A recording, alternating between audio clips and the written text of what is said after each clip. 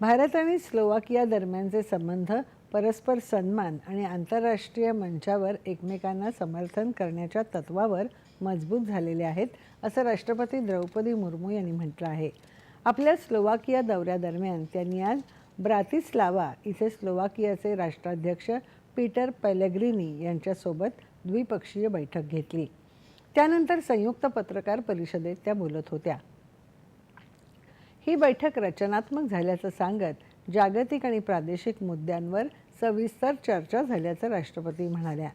दोन्ही देशात व्यापार वाढवणं, गुंतवणूक, डिजिटल तंत्रज्ञान आणि अणुसहकार्य या क्षेत्रात संबंध अधिक दृढ करण्यावरही सहमती झाली.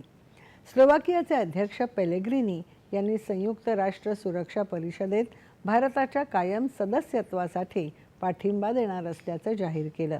यावेळी भारत आणि स्लोवाकिया दरम्यान MSME आणि परदेशी सेवा या विषयांवर 2 सामंजस्य करार करण्यात आले. राष्ट्रपती 29 वर्षांनी स्लोवाकियाच्या दौऱ्यावर गेले आहेत. स्लोवाकियाचे पंतप्रधान रॉबर्ट फिको यांच्याशीही राष्ट्रपतींची बैठक होईल.